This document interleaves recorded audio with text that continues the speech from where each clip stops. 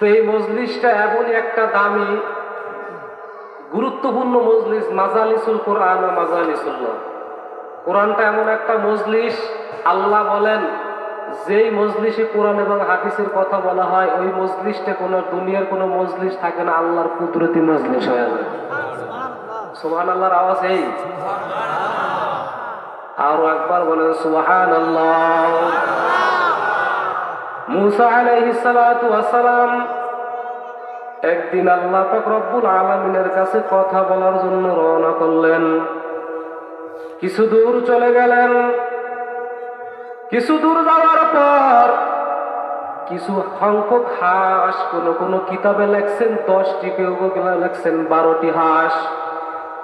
মুসা নবী বাবা আলাইহিস সালাতু ওয়াস সালামকে বললেন, হে জবানের নবী মুসা, আপনি কই যান? মুসা আলাইহিস সালাতু ওয়াস সালাম বললেন, হে হাঁসের দল, আমি আল্লাহর সাথে কথা বলার জন্য যাই। জোরে কান্না সুবহানাল্লাহ।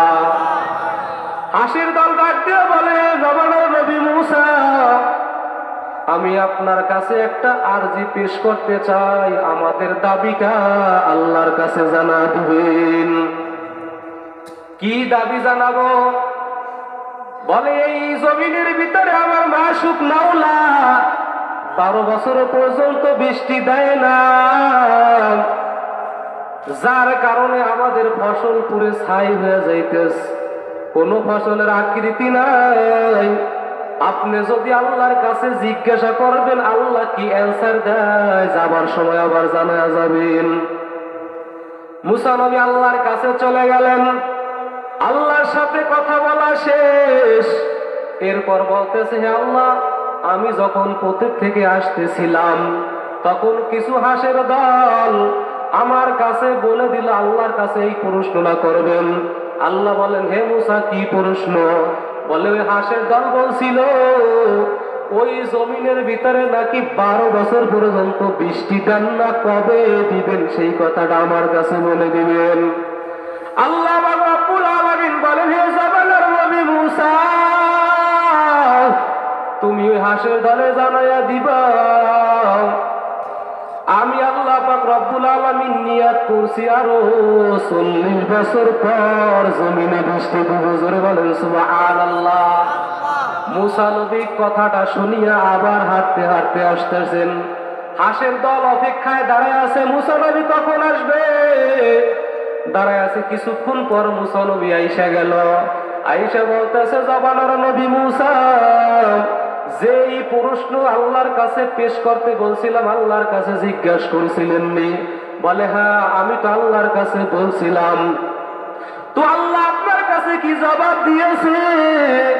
মুসা নবী কয়, হাঁসের দল, আল্লাহ পাক রব্বুল আলামিন বলছেন এই জমিনের ভিতরে আরো 40 বছর পর বৃষ্টি দিবে।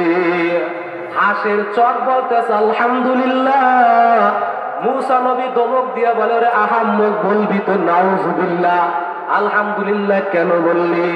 হাঁসের বাজার দিয়া বলে, হুজুর 12 বছর পর্যন্ত আমার মাওলা বৃষ্টি জমিনে দেয় নাই, আমরা কিছুই করতে পারি নাই। যেহেতু আমার মাওলা 40 বছর পর বৃষ্টি দেওয়ার কথা বলছে, এর শুকর আমরা কেবল আদায় করলাম।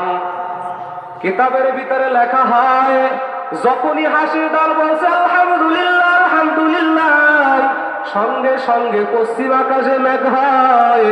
মেঘ হওয়ার সাথে সাথে তুমুল জোরে বৃষ্টি শুরু হয়ে গেল।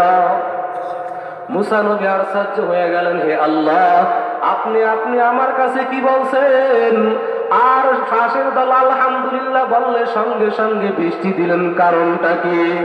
আল্লাহ রাব্বুল আলামিন বলেন, ইন্নী আ'লামু মা লা তা'লামুন। ও জবানের নবী মুসা, আমি আল্লাহ যা জানি তুমি তা জানো না। যখন ওই হাঁসের দল ওই 40 বছর পর বৃষ্টি দিব এই কথা শুনিয়া যখন শুকর আদায় করছে, আমি আল্লাহ পাক রব্বুল আলামিনের কুদরতি অন্তরে জোশ মেরে গেছে। আমি আল্লাহর বরদাস্ত করতে পারলাম না রে মুসা। আমি আল্লাহ পাক রব্বুল আলামিন সঙ্গে সঙ্গে বৃষ্টির ব্যবস্থা করে দিলাম। ঘটনাটা কেন বললাম? শুকুরের দাম আছে না নাই? যে যত শুকুর বেশি করবা আল্লাহ পাক রব্বুল আলামিন তত বান্দার নিয়ামত বাড়ায় দিবে। আল্লাহ পাক রব্বুল আলামিন বলেন, কুয়া আইয়ুহাল্লাযীনা আমানু, হে ঈমানদারগণ, কুতিবা আলাইকুমুস সিয়াম, হে ঈমানদারগণ তোমরা সিয়ামের সাধনা গ্রহণ করো। কুতিবা আলাইকুমুস সিয়ামু কামা কুতিবা আলাল্লাযীনা মিন ক্বাবলিকুম, কেননা তোমাদের পূর্ববর্তী যারা ছিল তাদের উপর রমজানের রোজা ফরজ ছিল। আর এই সিয়ামের সাধনা কেমন গ্রহণ করবা? সুবহে সাদিক থেকে শুরু কইরা মাগরিব পর্যন্ত এর ভিতরে পানাহার থেকে দূরে থাকা লাগবে। 1 নাম্বার পানাহার করা যাবে না, 2 নাম্বার স্ত্রী সহবাস করা যাবে না। আল্লাহ পাক রব্বুল আলামিন বলেন, গোলাম আমি আল্লাহ পাক রব্বুল আলামিন তোমাদের বেলায় কেন বলি নাই? তোমাদের পূর্বপুরুষ যারা ছিল তাদের উপরে এরকমের ফরজ ছিল। লাআল্লাকুম তাত্তাকুন, এই রমজান মাসে তাকওয়া অর্জন করো। ইয়া আইয়ুহাল্লাযীনা আমানু তাত্তাকুল্লাহ ইয়াজআল লাকুম ফুরকানা, যারা তাকওয়া অর্জন করবা তাদের জন্য আল্লাহ পাক রব্বুল আলামিন একটা ফুরকান দান করবেন। আবার বলতে পারেন, হুজুর এই ফুরকান দিয়ে আবার কি করবে? ফুরকান হইল একটা আলো। এই ফুরকান আল্লাহ পাক রব্বুল আলামিন যাদেরকে দান করবে, ভালো এবং মন্দ, হক এবং বাতিল করার তৌফিক বান্দাকে আল্লাহ দিয়ে দিবে। কোনটা হক, কোনটা ঠিক, কোনটা ব্যাঠিক, এই দুটোটা যাচাই করার মতো হিকমত আল্লাহ বান্দাকে দিয়ে দিবে। কারণ মানুষ দুনিয়া থেকে বিদায় হয়ে যাবে, কেউ থাকার জায়গা নাই। একের পর এক মানুষগুলা চলে যাইতেছে। কিছুদিন আগে জানাজা পড়লাম, আজকে জমা তো চলে গেল। 3 দিন 5 দিন হয়ে গেছে। এই রকমের করতে করতে করতে করতে মানুষগুলা সবাই চলে যাবেন। আমি আজকে বয়ান করতেছি, কালকে মনে হয় আর বেঁচে থাকবে এরকমের আশা আছে নাকি? আল্লাহ পাক রব্বুল আলামিন সর্বপ্রথম যখন আজরাইল আলাইহিস সালাতু ওয়াস সালামকে নির্ধারিত করলেন, আজরাইল আলাইহিস সালাতু ওয়াস সালাম প্রশ্ন করলেন, হে দয়ার মালিক, যেহেতু আপনি মানুষের জান এবং রূহ করার জন্য, নেওয়ার জন্য আমাকে নির্ধারিত করছেন, আপনার হুকুমের বাহিরে আমি চলতে পারবো না। যেহেতু আপনার হুকুম মানতেই হবে, তবে আমি যেহেতু প্রতিনিয়ত মানুষের জানগুলা, রূপগুলা নিয়ে যাই, কিন্তু আপনার বান্দারা তো আমাকে বানায়া বানায়া গালি দিবে। আল্লাহ প্রতি উত্তরে বললেন, সাআজআলু লিল মাউতি সাবাবান, হে আজরাইল তুই কোনো চিন্তা করবি না, প্রত্যেকটা মৃত্যুর পিছনে আমি আল্লাহ কারণ বানায়া দিব। ইয়াজকুরু সাবাবা ওয়া ইয়ানসা, মানুষ ওই কারণ মৃত্যু নিয়ে আলোচনা করবে, আজরাইল তোমার নাম ভুলেও নিবে না। আজকে সাধারণ দুনিয়াবি লাইনে তাকায় দেখেন, মানুষ যখন বিদায় হয় জিজ্ঞাসা করা হয়, ভাই তোমার বাবার কি হয়েছে? বলে স্ট্রোক করিয়া দুনিয়ার থেকে বিদায় হয়েছে। নাকি বলেন আজরাইলে নিয়ে গেছে? কেউ বলেন নেই। জিজ্ঞাসা করেন, ভাই কি হয়েছে? বলে গাড়ির অ্যাক্সিডেন্ট করিয়া বিদায় হয়ে গেছে। যদি বলেন ভাই কি হয়েছে? বলে হঠাৎ মরণ হয়েছে, দুনিয়া থেকে বিদায় হয়ে গেছে। আল্লাহ বলেন, প্রত্যেকটা মৃত্যুর পিছনে কারণ বানায় দিব। ও আজরাইল কারণ বানায় দিব, তো দিব, ওই কারণ নিয়ে আলোচনা করবে, তোমার নাম ভুলেও নিবে না। মান বাকিয়া আলা যাহরিল আরদ, আল্লাহ বলবেন জমিনে আর কে বাকি? তো মালাকুল মউত বলবে, লা আলাল আরদি ওয়ালা আলাল আহাদ, জমিনে আর কেউ নাই, কেউ নাই। আল্লাহ জানা সত্ত্বেও প্রশ্ন করবেন, আইনামা তাকুনু ইউদরিকুমুল মাউত ওয়ালাউ কুনতুম ফি বুরুজিন মুশাইয়াদা। আল্লাহ রব্বুল আলামিন বলেন, মালাকুল মউত, দুনিয়াতে এমন মানুষ কিছু বিচারণ করে যারা মৃত্যুর কথা স্মরণ করে না, কোনো চিন্তাও নাই, পেরেশানিও নাই। তারা মনে করছে বড় বড় বিল্ডিং বানায়, বিল্ডিং এর ভিতরে ঢুকলে আজরাইল ঢুকতে পারবে না।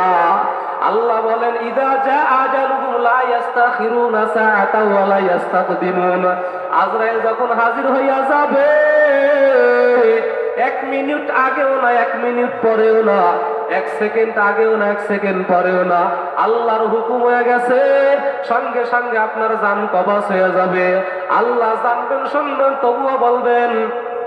এমন কিছু মানুষ দুনিয়াতে বিচরণ করে যারা এয়ার কন্ডিশন বানায় এসি রুমের ভিতরে থাকিয়ে চিন্তা করে আজরাইল ঢুকতে পারে না। আজরাইল তো ঢুকবে। আজরাইল আলাইহিস সালাতু ওয়াস সালাম বললেন, হে মালিক, এগুলা তো আপনার কথা ছিল, কিন্তু যেই নাফরমানগুলো আপনার কথা শুনে না আমি তাদেরকে নিয়ে আসি। এই কথা বলি আজরাইল আলাইহিস সালাতু ওয়াস সালাম তার সামনে আলী আল্লাহর কাছে দিয়া বলবেন, হে আল্লাহ, এখন আমি কি করব? আজরাইল আলাইহিস সালাতু ওয়াস সালাম আল্লাহ বলবেন, এবার তুমি আকাশগুলা খালি করে দাও। আপনাদের প্রশ্ন হতে পারে, হুজুর আকাশ কি খালি আছে নাকি? মুহাদ্দিসিন একরাম হুজুরদের কাছে জিজ্ঞাসা করবেন, আকাশের ভিতরে 4 আঙ্গুল জ্বালা খালি নাই।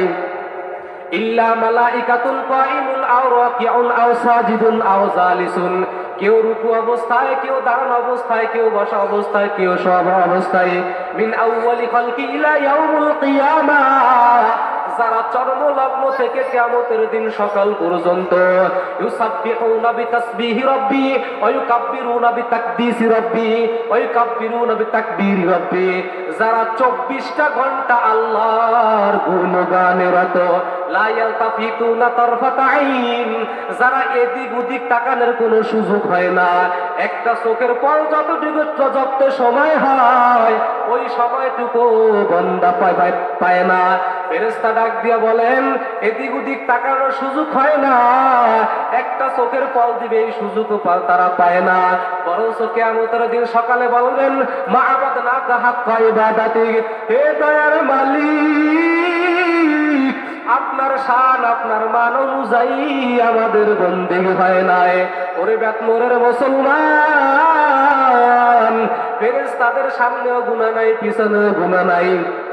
যেই ফেরেশতারা সর্ব অবস্থায় সর্ব হালাতে তারা সিজদায় পড়ে থাকে, সেই ফেরেশতারা বলবেন, হে মাওলা, আপনার গুণগান, আপনার যেই শান, আপনার যেই মান অনুযায়ী আমাদের বন্দেগী হয় নাই। আল্লাহ পাক রব্বুল আলামিন বলবেন, হে মালাকুল মাউত, এবার 7 আকাশ খালি করে দাও। 7 আকাশ খালি করে দিবে। এরপর আল্লাহ বলবেন, কে বাকি আছে? বলবেন, লা আলাল আরদি ওয়ালা আলাল আহাদ, জমিনেও নাই এবং আকাশেও নাই, ইল্লাল্লাযীনা ইয়াইশুনা তাহতা আরশিক, আপনার আরশের নিচে যারা আছে কেবলমাত্র তারা বাকি আছে। জোরে কান্না সুবহানাল্লাহ। আপনাদের ধারণা হতে পারে আল্লাহর আরশ আর কতটুকু বড়? আল্লাহর আরশটা 8 জন ফেরেশতা বহন করে আসছে। জোরে বলেন সুবহানাল্লাহ। কয়জন ফেরেশতা? 8 জন ফেরেশতা বহন করে রাখছেন। বিজ্ঞান সম্মত ধারণা আল্লাহর আরশ আর কতটুকু বড় হবে? আল্লাহর রাসূল বলেন, বাইনাকা তিরাইহি 50 আলফা সানা। যে 8 জন ফেরেশতা আরশটাকে বহন করে রাখছেন, একজন ফেরেশতা থেকে আরেকজনের দূরত্ব হইল 50,000 বছরের রাস্তা।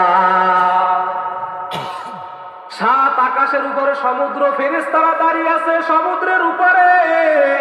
7 আকাশের উপরে সমুদ্র, সমুদ্রের গভীরতা আর কতটুকু হবে? আল্লাহ রাসূল বলেন, বাইনাকা ফিস সামাওয়াতি ওয়াল কামা বাইনাস সামাওয়াতি ওয়াল আরদ, জমিন থেকে আসমান যতটুকু, ওই সমুদ্রের গভীরতা হইল ততটুকু।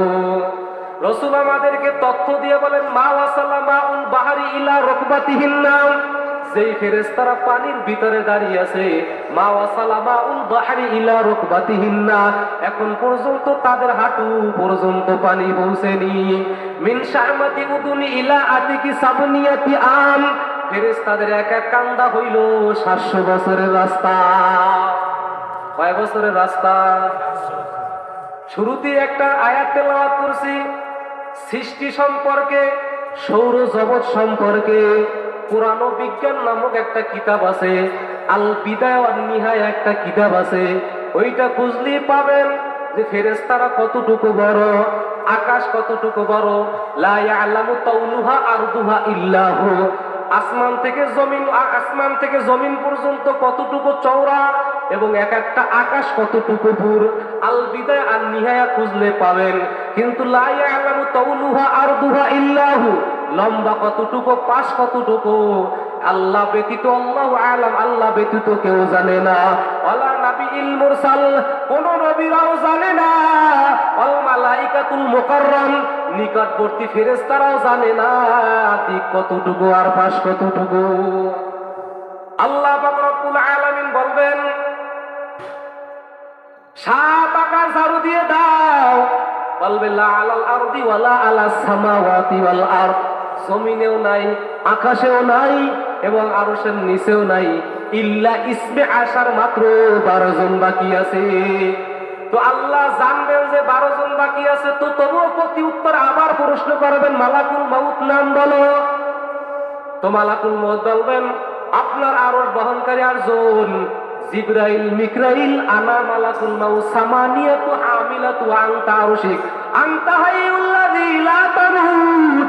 আপনার আরশ বহনকারী 8 জন, জিবরাইল, মিকরাইল, ইসরাফিল, আমি মালাকুল মাউত, আল্লাহ আপনি চিরঞ্জীব। আল্লাহ পাক রব্বুল আলামিন বলবেন, জিবরাইল, মিকরাইল, ইসরাফিলের মরণ হোক।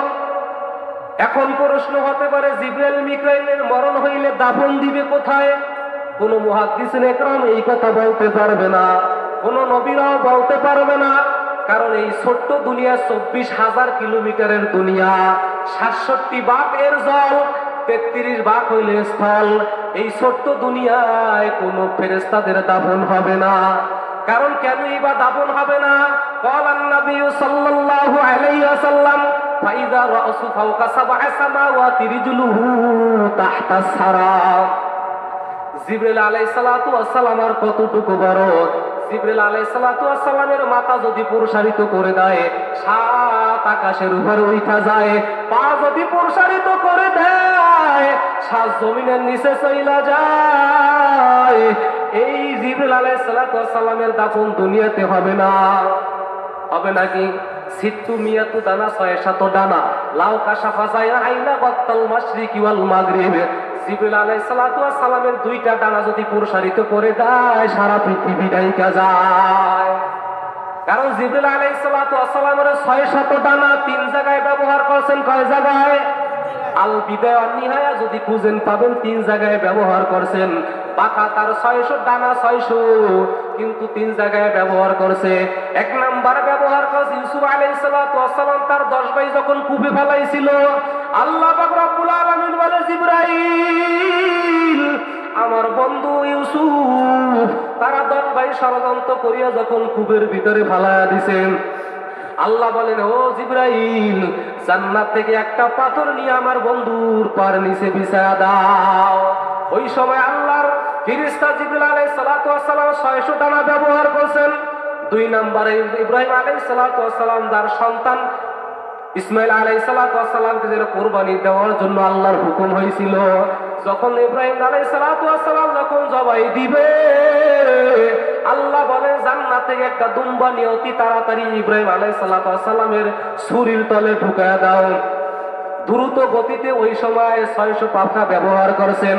3 নম্বরে ব্যবহার করে আল্লাহ রসুল যখন তায়েফে গেছিলেন, তায়েফে যাওয়ার পর তায়েফবাসীরা তাদের ভুল বুঝিয়া, যুবকেরা তাদেরকে আল্লাহ রসুলকে পাথর মাইরা যখন হেলমেট উঠে ফেলাইছিল, হেলমেট আটকায়া দিছিল, আল্লাহ রসুলকে অজর ধরে পাথর মারছিল। আল্লাহ রসুলের 1 ফোঁটা রক্ত অজান্তে যায় পার তলিতে ঝুলন্ত অবস্থায় ছিল। আল্লাহ পাক রব্বুল আলামিন বলেন, জিবরাইল, ওই 1 ফোঁটা রক্ত যদি জমিনে পড়ে যায়, সঙ্গে সঙ্গে জমিন ভূমিকম্প শুরু হয়ে যাবে। এই কথা যখন বললেন, জিবরাইল তুমি কোথায়? বলে, আল্লাহ আমি তো সিদরাতুল মুনতাহায়। বলে, এই মুহূর্তে জলদি করে আমার বন্ধুর পার নিচে পাখাটা বিছায়া দাও। যখন পাখাটা বিছায়া দিলেন, রক্ত ফোঁটা ওই নূরের পাখার উপরে পড়লেন। জিবরাইল আলাইহিস সালাতু ওয়াস সালাম সঙ্গে সঙ্গে সিদরাতুল মুনতাহায় চলে গেল। এই 3 জায়গায় ব্যবহার করছেন। কারণ এই জিবরাইল আলাইহিস সালাতু ওয়াস সালাম, এই তাদের ফেরেশতাদের দাফন এই দুনিয়ায় হবে না। তো আল্লাহ পাক রব্বুল আলামিন বলবেন, এবার কে বাকি? তো মালাকুল মউত বলবেন, লা আলাল আরদি ওয়ালা আলাস সামাওয়াত। আর মাত্র কয়জন বাকি আছে? বলে, আপনার আরশ বহনকারী 8 জন, আমি আর আপনি চিরঞ্জীব। আল্লাহ পাক রব্বুল আলামিন বলেন, আরশ বহনকারী 8 জন আর মরণ হোক। এখন আপনাদের প্রশ্ন করতে পারে, যে আরব বন্ধের আরজুনার যদি মৃত্যু হয় এরপর আরো আবার কিসের উপরে থাকবে? এই প্রশ্ন করবেন বিদে আল্লাহ পাক রব্বুল আলামিন বলেন উনজুর ইলাস সামাই ওয়া ইত্তিফাইহা, এ বান্দা বান্দি আকাশটার দিকে একটু তাকা আর উচ্চতার দিকে তাকা। বেগায়রে আমাদিন তারাওনাহা, আমি আল্লাহ বিনা খুঁটি দিয়া সাততলা আসমান জমিন ঝুলায় রাখছি। সাবআ সামাওয়াতিন তিবাকা, একটা আসমান নয়, আমি আল্লাহ 7টা আসমান বিনা খুঁটিতে ঝুলায় রাখছি। আসমানগুলা কেমন তুই জানো? আসমানগুলা হইল উদাহরণস্বরূপ মুহাদ্দিসিন একরাম বুঝাইলেন, যেই রকমের দুনিয়া বিশ্ববিদ্যালয় ময়দানে একটা ফুটবল রাখা হয়, দূর থেকে তাকাইলে ফুটবলটা ছোট্ট দেখা যায়, ওখান থেকে অনুভব করা যায় সমতলটার কতটুকু হবে। ঠিক প্রথম আসমানটা একটা ফুটবলের মতো, দ্বিতীয় আসমানটা হইল গ্রাউন্ডের মতো বড়। ঠিক দ্বিতীয় আসমানটা আবার ফুটবলের মতো, তৃতীয় আসমানটা গ্রাউন্ডের মতো বড়। আল্লাহ পাক রব্বুল আলামিন বলেন আমি আল্লাহ পাক রব্বুল আলামিন এরকম করে করে 7টা আসমান ঝুলায় রাখলাম, যে আসমানে একটা খুঁটি নাই, একটা পায়া নাই, একটা দৌড় নাই, একটা মাডাম নাই, একটা সেরা নাই। আল্লাহ বলল আমরি ইলা সামাওয়াতি ফাস্তাকাল্লাহ, আমার হুকুম আকাশে রাখতে দেরি হয়, সঙ্গে সঙ্গে সেটা স্থির হতে দেরি হয় না। আল্লাহ বলেন সমস্ত কিছু আমার হুকুমের উপরে রাখবো, কুন ফায়াকুন বলবো তো হয়ে যাব, ধ্বংসের কথা বললো ধ্বংস হয়ে যাবে, এবং যদি থাকতে বলি সেটা সঙ্গে সঙ্গে থেকে যাবে। এরপর আল্লাহ পাক রব্বুল আলামিন বলবেন মালাকুল মউত কে বাকি? আল্লাহ কি জানেন না কে বাকি আছে? এরপর আবার প্রশ্ন করে কে বাকি? মালাকুল মউত একটা চিৎকার দিয়ে বলবেন ওয়ান আনতা হাইয়ুল্লাযী লা তামুত, আমি আর আপনি চিরঞ্জীব। আল্লাহ বলেন ফাতামু তাংতা, এবার তুমি মরো। কেনা মরো?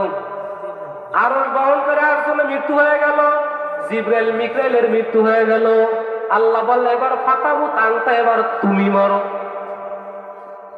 ইন্নী কাতাবতুল মাউতু আলা মান তাহতা আরশিক, যে আমার আরশের নিচে আছে তার বাধ্যতামূলক মরতে হবে। ওয়ান্তা তাহতা আরশিক, তুমি আমার আরশের নিচে। আল্লাযী লা ইয়াতামুত, যে মরবে না সে চিরঞ্জীব। ফাহুয়া ফাওকা আরশিক, উনি আমার আরশের উপরে। সাইউলকি আলাইহি সাকরাতাল মাউত, ওই দিনকে মৃত্যুর যাতনা আজরাইলের উপরে ঢালবে। আজরাইল আলাইহিস সালাতু ওয়াস সালাম এখনো জানে না যে নিজের হাতে নিজের মরতে হবে, জানেননি? জানে না। যেই দিনকে জানতে পারবেন ওই দিনকে একটা চিৎকার দিয়া বলবেন বিইজ্জাতি ওয়া জালালিক লাউ আলিমতু সাকরাতাল মাউত মা কবাস্তু আর রাহাল মুমিনিন। এ দয়ার মালিক, মৃত্যুর যন্ত্রণা এত কঠিন, আমি যদি কিঞ্চিত পরিমাণ আমার ধারণা থাকতো রে আল্লাহ, আমি মুমিন মুসলমানকে এত কষ্ট দিয়ে মারতাম না। ও আল্লাহ তুমি আমাকে মাফ করিয়া দাও। আল্লাহ বলবেন না না, তোমার মৃত্যুর স্বাদ গ্রহণ করতেই হবে। ওই দিনকে নিজের আঙ্গুল নিজের নাকের ভিতরে ঢুকা দিবে, মৃত্যুর স্বাদ গ্রহণ করতে হবে। এখন বলতে পারেন এইগুলা বলার কারণ কি? আল্লাহ বলেন এ দুনিয়ার মানুষ, আমি প্রত্যেকটা মানুষের ব্রেন ওয়াশ করার জন্য এই কথাগুলা বললাম। কেনই বা ব্রেন ওয়াশ করতে হয়? কারণ সাধারণত মোবাইলের ভিতরে ভাইরাস ঢুকে কি ঢোকে না? অ্যান্ড্রয়েড সেটের ভিতরে ভাইরাস ঢুকে, টিভির ভিতরে ভাইরাস ঢুকে, বিভিন্ন রকমের অস্ত্রের ভিতরে ভাইরাস ঢুকে যায়। আল্লাহ বললেন সমস্ত কিছু মূল আবিষ্কারের স্থান হইল এই মেদা, ওই মেদার ভিতরে কেন ভাইরাস ঢুকবে না? আল্লাহ বলেন এই ভাইরাসকে দূর করার জন্য এই কথাগুলো আমি বললাম। কারণ আল্লাহ পাক রব্বুল আলামিন বলেন এক জায়গায় দৃষ্টি আকর্ষণ করে বলেন উনজুর ইলাস সামাই, উনজুর ইলাস সামাই ফাস্তাকাল্লাহ, উনজুর ইলাস সামাই ইস্তিকরারিহা, উনজুর ইলাস শামসি ওয়া শুআইহা, উনজুর ইলাল জিবালি ওয়া আমওয়াজিহা, উনজুর ইলাল আরদি ওয়া ইত্তিসাইহা। ওরে মানুষ, আমি আল্লাহ পাক রব্বুল আলামিন তোকে একটা সুন্দর একটা ব্রেন দিলাম, সুন্দর একটা চক্ষু দিলাম, সুন্দর একটা দিমাগ শক্তি দিলাম। ওই দিমাগ শক্তি দিয়ে একটু সূর্যটার দিকে একটু তাকা, চন্দ্রের দিকে একটু তাকা, বেগাইরে আমাদিন তারাও না, ওই বিভিন্ন চন্দ্র সূর্যের দিকে তাকা, উচ্চতার দিকে তাকা, সমুদ্রের দিকে তাকা, ওই পাহাড়ের দিকে তাকা। ওই দিকে তাকাইলি তোর ভিতরে যত ভাইরাস আছে সমস্ত কিছু ভাইরাস গুলা ডিলেট হয়ে যাবে। কেন এবার ডিলেট হবে? তাফাক্কারু ফি খালকিল্লাহ ওয়ালা তাফাক্কারু ফিল্লাহ। সেই ব্যক্তি সৃষ্টি নিয়ে চিন্তা করে তার ঈমান বৃদ্ধি পায়, আর স্রষ্টাকে নিয়ে চিন্তা করলে ওই বান্দা সঙ্গে সঙ্গে বেঈমান হয়ে যায়। এক হাদিসে আল্লাহ রাসূল সাল্লাল্লাহু আলাইহি ওয়াসাল্লাম বলেন, কোন ব্যক্তি যদি বৈশা বৈশা আল্লাহর সৃষ্টি নিয়ে 1 ঘন্টা চিন্তা করে, তার আমল নামায় কমপক্ষে 60 বছর নফল ইবাদত সব বান্দার আমল নামায় জমা হয়। কেউ কেউ বলছেন 70 বছর, কেউ কেউ বলছেন 80 বছর। আল্লাহ বলেন এই সমস্ত জিনিস আমি অমূল্য সম্পদ বানায় রাখছি, যখন এইগুলা নিয়ে চিন্তা করবি তোর ঈমানের হালাত আরো বেড়ে যাবে। কি বেড়ে যাবে? আল্লাহ বলেন সমস্ত কিছু আমি বাধ্য করছি। কি বাধ্য করছি? যা কিছু দেখো সমস্ত কিছু আমি আল্লাহ বাধ্য করছি। হাদিসে বলেন আল্লাহ রাসূল, বুসিতাতিল আরদু আলা মাইল জামাত। এই যে জমিনটা দেখো আমি আল্লাহ জমিনটাকে পানির উপরে বিছায়া দিলাম। লাম্মা বুসিতাতিল আরদু আলা মাইল জামাতি তামাইয়ালাতিল আরদ। যখন বিছায় দিলাম সঙ্গে সঙ্গে জমিন হেলতে দুলতে শুরু করলো। আলাম নাজালিল আরদা মিহাদা ওয়াল জিবালা আওতাদা। যখন হেলতে দুলতে শুরু করলো আমি আল্লাহ বড় বড় পাহাড় দিয়া প্যারাক মাইরা দিলাম। ফাস্তাকাররাতিল আরদ। সঙ্গে সঙ্গে জমিন স্থির হয়ে গেল। কি হয়ে গেছে? জমিন সঙ্গে সঙ্গে স্থির হয়ে গেল। আল্লাহ পাক রব্বুল আলামিন বলেন, যেই জমিনটা 1000 মাইল কিলোমিটার যেটা ঘুরে 67,000 কিলোমিটার বেগে বেগে যেটা দৌড়াইতে থাকে, ওটার উপরে মানুষ আবার কেমনে থাকবে? আল্লাহ বলেন আমি বাধ্য করছি। আল্লাহ পাক রব্বুল আলামিন আমি জমিনকে বললাম, রে জমিন তোর গতিতে তুই ঘুরবি, তোর অবস্থায় তুই চলতে থাকবি, তোর চলতে গিয়ে যেন আমার মুমিন মুসলমান কষ্ট না পায়। আল্লাহ বলেন 3 লক্ষ কিলোমিটার বেগে যাই সূর্য দৌড়ায়, কিয়ামত পর্যন্ত 1 চুল পরিমাণ এদিক সেদিক হয় না। আমি আল্লাহ পাক রব্বুল আলামিন বাধ্য করছি। মূল কথা হলো মানুষ তোকে আমি বাধ্য করতে পারতাম, কিন্তু না হুয়াল্লাযী খালাকাস সামাওয়াতি ওয়াল আরদ ফি সিত্তাতি আইয়ামিন সুম্মা ইসতাওয়া আলাল আরশ। আমি আল্লাহ পাক রব্বুল আলামিন 7 তলা আসমান জমিনটাকে 6 দিনে বানাইলাম, কিন্তু তোর মতো একজন 3.5 হাত বটির মানুষ বানাইতে আমি 10 মাস লাগাইলাম। কেন জানুনি? খালাকতাহু বিয়াদাইয়া। আমি আল্লাহ পাক রব্বুল আলামিন তোকে বড় শখ কইরা বানাইছি। ওয়ালাকাদ কাররামনা বানি আদম। তোরে বড় শ্রেষ্ঠত্ব দিয়া 18,000 মাখলুকাতের বেশি কম, এর থেকে তোকে শ্রেষ্ঠত্ব দিয়া দুনিয়াতে পাঠাইলাম। আল্লাহ পাক রব্বুল আলামিন ওয়াতিন ওয়া যাইতুন ওয়া তুরি সিনিনা ওয়া হাযাল বালাদিল আমিন লাকাদ খালাকনাল ইনসানা ফি আহসানি তাকওয়িম।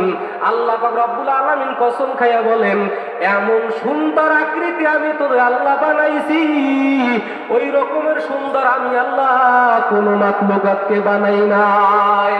ইন্নাল ইনসানা লিরাব্বিহি লাকানুদ। ওরে মানুষ তুই এমন বড় নেক হারাম, ওরে শ্রেষ্ঠত্ব বানাইলাম, মুসলমানের ঘরে পাঠাইলাম, এত কিছু সুন্দর চেহারা দিয়া বানাই পাঠাইলাম, চক্ষু দান করলাম নিয়ামত, মুখ দান করলাম, জিহ্বা দান করলাম নিয়ামত, এত কিছু পাইয়াও আমি আল্লাহর শুকর আদায় করো না। তোর চেয়ে নেমক হারাম জমিনে আর কেউ হইতে পারে না। মুসা আলাইহিস সালাতু ওয়াস সালাম একদিন আল্লাহর কাছে প্রশ্ন করেন, হে আল্লাহ, আপনার এত বড় বড় সৃষ্টি যদি আপনার বান্দারা না মানে তো আল্লাহ আপনি কি করবেন? আল্লাহ প্রতি উত্তরে বলে, খালাকতু মালাইকাতান, একজন ফেরেশতা বানায় রেডি রেখেছি। লাউ আমারতু ওয়াইয়াকুলা ফিস সামাওয়াতি ওয়াল আরদ লা আকালা বিলুকমা। আমার হুকুম যদি ওই বান্দারা না মানে, আমার কথা যদি না মানে, ওই ফেরেশতা সমস্ত জাতিকে সমস্ত মাখলুকাতকে একটা লোকমা বানায় খেয়ে ফেলবে। মুসা নবীর প্রশ্ন জায়গা গেল, হে আল্লাহ সেই ফেরেশতা থাকে কই? আল্লাহ বলে, মাজরাআতুম মিন মাজারি, সেটা আমার চারণ ভূমি থেকে চারণ ভূমির ভিতরে থাকে। মুসা নবী আবার বললেন, আপনার চারণ ভূমি আবার কই? আল্লাহ পাক রব্বুল আলামিন বলেন, যালিকা ফি ইলম, সেইটা আমার ইলমে আছে মুসা, তোমার কাছে বলা যাবে না।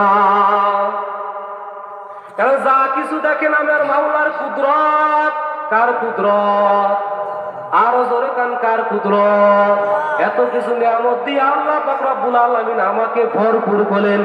ওয়া ইন তাউদ্দু নি'মাতাল্লাহি লা তুহসুহা, আল্লাহ পাক রব্বুল আলামিনের কত নিয়ামত, এত নিয়ামতের ভিতর আল্লাহ ভরপুর করে রাখলেন। এত কিছু কুদরতের মাওলা এখনো আছে না নাই?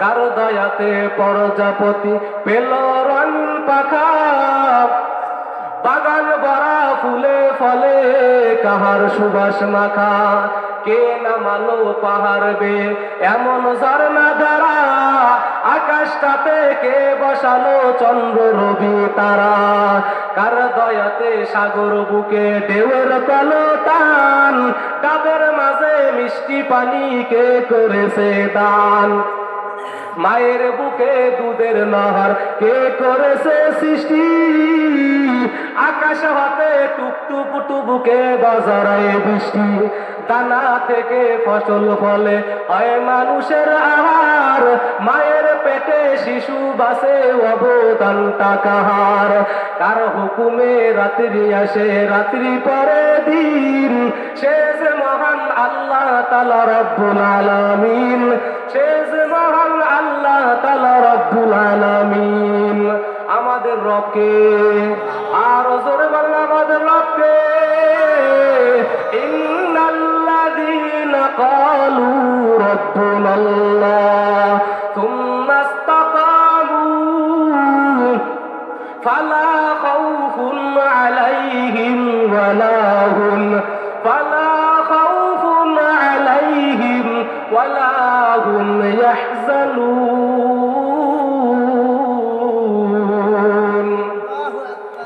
এ ভাই, ক্ষমতার মালিক কে? আল্লাহ বলে, তোরা যদি আমি আল্লাহকে রব বলিয়া দুনিয়াতে মানো, রবকে রব বলে স্বীকার করো, রাসূলকে আখির নবী হিসাবে মানো, আল্লাহর হুকুম 5 ওয়াক্ত নামাজ না পড়িয়া, আল্লাহর হুকুম 30টা রোজা রাখিয়া, যেই ব্যক্তি আল্লাহর সর্বোপরি কথা আল্লাহর হুকুম মানিয়া সেই ব্যক্তি কবরে চলে যাবে, লা খাউফুন আলাইহিম, দুনিয়াতেও কোনো টেনশন নাই, ওয়ালা হুম ইয়াহজানুন, আখিরাতেও কোনো পেরেশানি নাই। আল্লাহ বলেন, হে রাসূল, আপনার উম্মতের জানা দেন, যেই ব্যক্তি আমি আল্লাহর হুকুম মেনে যারা কবরে আসবে, ওই বান্দা কবরে তোয়ার সঙ্গে সঙ্গে আমি আল্লাহ পাক রব্বুল আলামিন নিজ কুদরতি জিম্মায় বান্দাকে জান্নাতে ঢুকায় দিব। কোথায় ঢুকায় দিবে? জান্নাতের ভিতরে যাইতে চান কেডা কেডা? জান্নাতে যাইতে চান না? এক বক্তা সাহেব বয়ান করতেছে, হঠাৎ মানুষগুলা দেখতেছে ঘুমায়, অবস্থা দেখিয়ে বলতেছেন, ভাই জাহান্নামে কে কে যাবেন? মাঠের মাঝখানে এক ব্যক্তি ডাক দেবে, আল্লাহু আকবার, আমি যাব। কই যাইবে? হুজুরে বলতেছে, ভাই আপনি কি জাহান্নামে যাবেন? কয় না তো, জাহান্নামে যাব না। তা হাত কেমনে জাগাই, শুধু শুধু হাত জাগাইলেন কেন?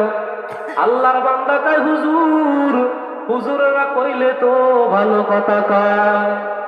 ঘুমাই লইবে? ঘুমাইলে হবে না, হুজুরেরা কইলে তো ভালো কথাই কয়। ভালো কথা কইতে কইতে জান্নাত বলছে না জাহান্নাম বলছে, বান্দার হেই হুঁশার নাই। কারণ দুনিয়া থেকে সমস্ত মানুষ আসছে, একদিন যাবে, একদিন কেউ বেঁচে থাকতে পারবো না। এ পর্দার অন্তরালের মা, মনে ভাবছো, মনে মনে চিন্তা করছো, এই দুনিয়াটা থাকার জায়গা, সুন্দর করিয়া সাজিয়া পুরিয়া রাস্তাঘাটে হাঁটিয়া তারপর মাওলার কবরে যাবা। কিন্তু না বা না, ওই কবরে গেলে কিন্তু ধরা খেতেই হবে, কোনো সন্দেহ নাই। কারণ কবর এমন একটা জায়গা, যদি ওই কবর থেকে মাপ পাইতো, সর্বপ্রথম ফাতেমা রাদিয়াল্লাহু তাআলা আনহা মাপ পাইতো। যদিও তিনি জান্নাতি মহিলাদের সর্দার, বুখারী শরীফের একটা হাদিস, আলী রাদিয়াল্লাহু তাআলা আনহু তিনি একদিন ঘুম থেকে ওই গভীর রাত্রে জাগলেন, জায়গা বলতেছেন, ফাতিমা তুমিও ঘুম থেকে জাগো, তোমার সন্তান হাসান হুসাইনকে ঘুম থেকে জাগাও, জাগা তুমিও নামাজ পড়ো এবং তাদেরকেও নামাজ পড়াও। ঘুম উঠে গেলেন। আলী রাদিয়াল্লাহু তাআলা আনহু মসজিদের নববীতে চলে গেলেন। নামাজ পড়া শেষ হয়ে গেল। ফজরের নামাজ শেষ হয়ে যখন ওই দিনকে কোনো তাসবিহ তাহলিল আদায় করেন নাই, যখন মসজিদের নববী থেকে নেমে হাঁটা শুরু করলো, যুবকেরা হাত ধরলেন, হে আলী আপনি কই যান? আলী রাদিয়াল্লাহু তাআলা আনহু বলেন, যুবক আমাকে ছেড়ে দাও, আমার মনটা ভালো লাগে না, আমি বাড়ির ভিতরে চলে যাব। আলী দৌড়িয়া বাড়ির ভিতরে চলে গেলেন। এক দৌড় দিয়ে ফাতিমার হুজরায় চলে গেলেন। হুজরায় চলে গিয়ে দেখেন জায়নামাজের জায়গায় জায়নামাজ পড়ে আছে, ফাতেমা নাই। এক দৌড় দিয়ে আবার চলে গেলেন পাকের ঘরে, যা দেখতেছেন ফাতেমা রাদিয়াল্লাহু তাআলা আনহা পাকের ঘরে বসিয়া, চুলার পিঠে বসিয়া একটা গামলার ভিতরে আটার কিছু খামিরা নিলেন। ডান পাশে একটা গামলা দেখা যায়, ওর ভিতরে কিছু কাপড় চুপুর দেখা যায়, আর চুলার পিঠের ভিতর চুলার উপরে দিয়া বড়ই পাতা দিয়া পানি গরম দেয়। আলী আশ্চর্য হয়ে গেলেন, ফাতেমা তুমি তো ইশরাক তাহাজ্জুদের নামাজ পড়িয়া, ফজরের নামাজ পড়িয়া, ইশরাক না পড়িয়া, তুমি তাসবিহ তাহলিল আদায় না করে তো তুমি পাকঘরে আসো না। আজকে তাসবিহ তাহলিল তুমি আদায় করলা না, ইশরাক নামাজ তুমিও পড়লা না, আমিও পড়লাম না, কারণ কি? ফাতেমা রাদিয়াল্লাহু তাআলা আনহার চোখ থেকে পানি পড়ে আর গলা ধরে বলে, স্বামী আমি যখন এশারের নামাজ পড়িয়া ডান কাতে ঘুমায় গেলাম, গভীর রাতে ওই মদিনাওয়ালা নবী আসি আমার কানে কানে জানায়া দিছে, রে ফাতিমা তুমি এখন উঠিয়া সেহারি খাইবা, তারপর তুমি 2 রাকাত তাহাজ্জুদের নামাজ আদায় করবা, ফজরের নামাজ পড়িয়া সেহারি খাইয়া রোজা রাখবা, আর আল্লাহ যদি কবুল করে আমি রাসূলের সাথে জান্নাতে রোজা খুলবা। আলী আশ্চর্য হয়ে গেল, হায় হায় ভাই মন গড়া কথা কই না, বুখারীর হাদিস। আলী আশ্চর্য হয়ে গেলেন, হায় আফসোস, এ কেমন কথা? ফাতেমা আরো কান্নাকাটি, আর আলী ইব্রাহিম ইন্নাকা হামিদুম মাজিদ। আলী রাদিয়াল্লাহু তাআলা আনহু বলেন, তুমি আমাকে ছেড়ে দুনিয়া থেকে চলে যাইবা? বলে, আমার বাবা এই কথা বলিয়া চোখের পানি ছেড়ে মনটা বেজার করে আবার চলে গেল। বলে, কোন সময় আসছিল? বলে, অমুক টাইমে আসিয়া বলে গেল। বলে, আটার খামিরা দিয়া কি করবা? বলে, আমি যেই সময় চলে যাইব আপনি দাওয়াতি কাজে যান, আমার ছোট ছোট 2টা সন্তান, ওরা আপনি দাওয়াতি কাজে গেলে 2-3 দিন 4 দিন 5 দিনে আসেন না। আপনি দাওয়াতে যখন যাবেন আটার খামিরা বানায় রুটি বানায় রাইখা যায়, সাথে করে রুটি নিয়ে যাবেন।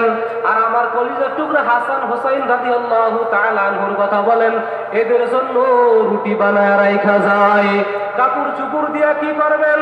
যে আমার ছোট ছোট বাচ্চারা তো কাপড় চুপুর ধুইতে পারবে না, আমি তাদের কাপড় চুপুর ধুইয়া রেডি কইরা রাইখা যাই। এই কথা বলে আজর ধরে কান্না করে।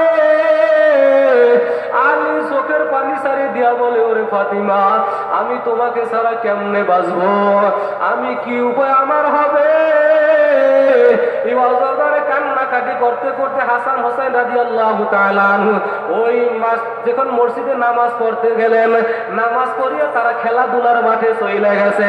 খেলাধুলা শেষ করিয়া যখন বাড়িতে আসবেন, ঘরের ভিতরে দেখে বাবাও কান্দে, মাও কান্না করে। মাকে ডাক দিয়া বলে, আম্মু আপনি কেন কান্না করেন? ও বাবা আপনি কেন কান্না করেন? ফাতেমা রাদিয়াল্লাহু তাআলা আনহার সন্তান আমার কাছে জিজ্ঞাসা করে কোনো লাভ নাই, ওই মদিনায় জলদি করে যা,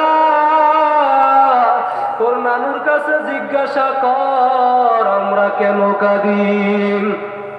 2 ভাই ছোট মানুষ, আবার ওই বালুর ময়দান দিয়ে বালুর মাঠ দিয়ে দৌড়ায়। ছোট ভাই আসার খেয়ে পড়ে যায় বালুর ভিতরে, বড় ভাই হাত ধরে জায়গায় নিয়ে যায়, আবার সামনের দিকে আবার অগ্রসর হয়, পাহাড় বেয়ে আবার উঠে পড়ে যায়, আবার বড় ভাই টান দিয়ে নিয়ে যায়। এরকমের করতে করতে করতে মদিনাতুল মুনাওয়ারার ভিতরে ঢুকে গেল। ঢুকিয়া যখন বলতে আসসালাতু ওয়াসসালামু আলাইকা ইয়া রাসূলুল্লাহ, আসসালাতু ওয়াসসালামু আলাইকা ইয়া হাবিবাল্লাহ, আসসালাতু ওয়াসসালামু আলাইকা ইয়া শাফিউল মুযনিবিন, আসসালাতু ওয়াসসালামু আলাইকা ইয়া রাহমাতুল লিল আলামিন। ও নানু, আমরা আসছি তোমার কলিজার টুকরা হাসান হোসাইন আসছি, তুমি একটু জলদি করিয়া বলো আমার মা কেন কান্দে, আমার বাবা কেন কান্দে। ওই কবর থেকে আওয়াজ হয় হাসান হোসাইন, এই জায়গায় বসিয়া কান্না করে কোনো লাভ নাই, জলদি করে এ জায়গায় সময় লস করিও না। ঘরের ভিতরে মাকে জন্মের মতো দেখো, মাকে মনে হয় আর কোনো দিন দেখতে পারবা না। ওই কথা শুনি আমার দৌড়ায়, ওই বালুর মাঠ থেকে দৌড়াইতে দৌড়াইতে আবার ঘরের ভিতরে চলে আস। ঘরের ভিতরে আসিয়া মার গলা ধরায় কান্দে, আম্মু তুমি আমাকে নাকি ছেড়ে চলে যাবা। এই কথা বলিয়া গলা জড়ায় কান্না করে, আলীও কান্না করে, হাসান হুসাইনও কান্না করে, ফাতেমা রাদিয়াল্লাহু তাআলা আনহাও কান্না করেন। এর ভিতরে ফাতেমা রাদিয়াল্লাহু তাআলা আনহা বলতেছেন, ও স্বামী আমার, আমি আপনার কাছে 4টা দাবি রেখে যাই, যথাযথ ভাবে 4টা দাবি আপনি পালন করবেন। 1 নাম্বার, আমি যখন মরিয়া যাব আমার লাশটা কাউকে দেখাবেন না। ও পর্দার অন্তরালের মা, ভালো করিয়া শুনো রে মা, আমি যখন মরে যাব কাউকে লাশটা দেখাইবা না। আমার লাশ যদি ভিন পুরুষে দেখে তখন মনে মনে চিন্তা করবে আল্লাহ রসুলের মেয়ে লম্বা এতটুকু ছিল, পাশ এতটুকু ছিল, মানুষ খারাপ মন্তব্য করবে। হাসান হুসাইনের আম্মা এতটুকু লম্বা ছিল, আলীর স্ত্রী, আলী সেন কোদার স্ত্রী, তার স্ত্রী এতটুকু লম্বা ছিল, এতটুকু চওড়া ছিল। ও স্বামী আমার, 1 নাম্বার আপত্তি হলো লাশটা কাউকে দেখাবেন না। 2 নাম্বার আপত্তি হলো অতি তাড়াতাড়ি জানাজা দিবেন। 3 নাম্বার প্রশ্ন হলে আমি যখন বিদায় হয়ে যাব রে স্বামী, আমার হাসান হুসাইনের আপুর বলতে কেউ থাকবে না। আমার হাসান হুসাইন তো রাতে উঠিয়া মা মা বলিয়া কান্দে। আপনি যাবেন দাওয়াতি কাজে, ওই দাওয়াতি কাজ থেকে 1 সপ্তাহ পর আসিয়া আমার এতিম সন্তান 2টাকে কমপক্ষে 1 সপ্তাহ পর হলো সাথে নিয়ে একটু ঘুমাবেন, মাথায় হাত দিয়ে একটু দোয়া করে দিবেন স্বামী। আমার সন্তানের আপন বলতে কেউ থাকবে না। 4 নাম্বার আপত্তি হলো স্বামী আমার, আপনি যেই উপযুক্ত স্বামী হিসাবে আমি আপনার স্ত্রী হয়ে আপনার ভালোভাবে খেদমত করতে পারি নাই, যথাযথ খেদমত করতে পারি নাই রে স্বামী, আপনি আমাকে মাফ করিয়া দেন। আমি মরে যাওয়ার পর একটা বিবাহ করে নিবেন, তারা আবার খেদমত করাবেন। এই কথা বলিয়া ফাতেমা বলতেছে, ও স্বামী আমার আর আমার সময় নাই। ফাতেমা রাদিয়াল্লাহু তাআলা আনহা গোসল করতে গেলেন, গোসল করতে গিয়া গোসল কইরা আসলেন, সন্তান 2টা আম্মু আম্মু বলিয়া কান্না করে। ফাতেমা রাদিয়াল্লাহু তাআলা আনহা মৃত্যু শয্যায় শুয়ে গেলেন। শুয়ে গাছের ভিতরে আজরাইল আলাইহিস সালাতু ওয়াস সালাম হাজির। আসিয়া যখন আজরাইল আলাইহিস সালাতু ওয়াস সালাম সামনে যখন বসলেন, যখন জানটা নিয়ে যাবেন, এমনি তো অবস্থায় বলতেছে লা ইলাহা ইল্লাল্লাহু মুহাম্মাদুর রাসূলুল্লাহ। আলী আরো জোরে জোরে কান্দে, ও ফাতিমা তুমি আমাকে কি বলিয়া গেলা, আমি আলী এখন কেমনে থাকবো। হাসান হোসেন গলা ধরিয়া কান্দে, আম্মু একবার কথা বলিয়া যাও। আপন বলতে আমার কেউ থাকলো না রে মা, জন্মের বিদায় নিয়ে গেছো, আমি মনে হয় মা বলে আর কাউকে ডাকতে পারবো না। আলী বলতেছে, হাসান হোসেন তোর আম্মুর মুখের দিকে তাকায়া দেখ, দুনিয়া থেকে বিদায় হয়ে গেছে, জবান জারি হয়ে গেছে। ফাতেমা রাদিয়াল্লাহু তাআলা আনহার মুখ থেকে টপ টপ টপ টপ করে জিকির চালু হয়ে গেল। এর ভিতরে দুনিয়া থেকে বিদায় হয়ে গেলেন, গোসলের ব্যবস্থা হয়ে গেল, অনেক রাত্র হয়ে গেল, গোসল করানো শেষ। এখন চিন্তা করেন, জানাজাও শুরু হয়ে গেছে। তিনজনে মিলে জানাজা করাইলেন, বাবা ইমাম হয়ে গেলেন, সন্তান দুইটা মুক্তাদি হয়ে গেলেন। কবরে যখন নিয়ে যাবে কয়জনের দরকার হয়? 4 জনের দরকার হয়, কিন্তু 3 জন আছে, আর একজন পাওয়া যায় না। ডানে তাকায় মাইকে অ্যানাউন্স করে দেয় যে মানুষ আসবেন, কিন্তু ডানে তাকায় বামে তাকায় কাউকে দেখা যায় না। এমন ডানে তাকায় বামে তাকায়, হঠাৎ করে দেখতেছে দূর থেকে এক আল্লাহর বান্দা চাদর পরিয়া মুখ আটকায়া দৌড়াইতেছে। যখন তাকায় দেখতেছে কাউকে দাওয়াত দিলাম না, ওই লোকটাকে যখন সামনে আসে, আসিয়া যখন মুখটা খুইলা দেখতে আবু যর গিফারি। আবু যরকে বলতেছে, আবু যর গিফারি, এই খবরটা তোমাকে কে দিল? আমরা তোমাকে অ্যানাউন্স করলাম না, কাউকে দাওয়াত দিলা, তুমি খবরটা কই পাইলা? আবু যর গিফারি রাদিয়াল্লাহু তাআলা আনহু চোখের পানি ছেড়ে ডাক দিয়ে বলে, রে আলী, আমি যখন এসে নামাজ পড়িয়া ঘুমাইছি, ওই মদিনাওয়ালা নবী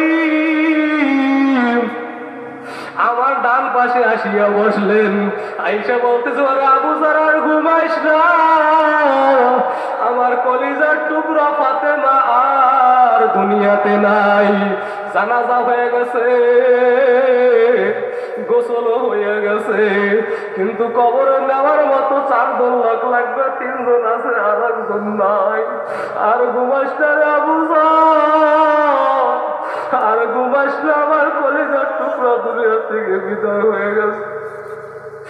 আবু যর আসিয়া বলতে আছে, আলী তুমি চিন্তা করিও না, যেহেতু আল্লাহ রসুল আমাকে পাঠাইছে, কবরে নিয়ে যাওয়ার জন্য 4 জনে নিয়ে যায়, কবরের কিনারায় রাখছে। রাখিয়া আবু যর গিফারি রাদিয়াল্লাহু তাআলা আনহু কবরের ভিতরে নামলেন। কবরের ভিতরে লাশটা নামায় বলতেছে, ওরে কবরের মাটি সাবধান, তোমার গর্বে কারে রাখলাম জানোনি? দোজাহানের বাদশা জনাবে মুহাম্মদুর রাসূলুল্লাহ এর একমাত্র কলিজার টুকরা কন্যা তোমার গর্বে রাখলাম। ও কবরের মাটি সাবধান, তোমার গর্বে কাকে রাখলাম জানোনি? হাসান হোসাইনের আম্মাকে তোমার গর্বে রাখলাম। ও কবরের মাটি সাবধান, তোমার গর্বে কাকে রাখছি জানো? আলীর স্ত্রীকে তোমার গর্বে রাখলাম। এই কথা বলার সঙ্গে সঙ্গে কবরের মাটির জবান খুলিয়া গেল। কবরের মাটি ডাক দিয়া বলে, আবু যর গিফারি, দোজাহানের বাদশাও চিনি না, হাসান হোসাইনের আম্মাকেও চিনি না, আলীর স্ত্রীকেও চিনি না। ও পর্দার অন্তরালের মা, ভালো করিয়া শুনিয়া নাও, আলীর স্ত্রীকেও চিনি না। আমার কাছে যে নেক আমল নিয়ে আসবে, একমাত্র তার সাথে ভালো ব্যবহার হবে।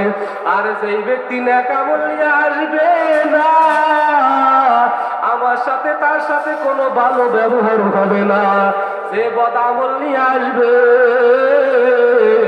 আমি ডান পাশের মাটি এমন সাব মারব, ডান পাশের হাড্ডি গুলো বাম পাশে পৌঁছা দিব। ওরে পর্দার অন্তরালের মা, ভালো করিয়া শুনে নাও, তারাও তো ছিল মহিলা, তুমিও তোমা মহিলা। এই রকমের নেক আমল নিয়া কবরে যাইও, না হয়তো কিন্তু জাহান্নাম ছাড়া উপায় নাই। এখনো মাওলার দরবার কান্দ আলী, জীবনে কতই না গুনাহ করেছি, বেপরদায় চলেছি, আল্লাহ আর গুনাহ করব না। সামনে রমজান আসতেছে, আয় আল্লাহ ভুল করছি, আর কোনোদিন গুনাহ করব না। আয় আল্লাহ তুমি আমাকে মাফ করিয়া দাও।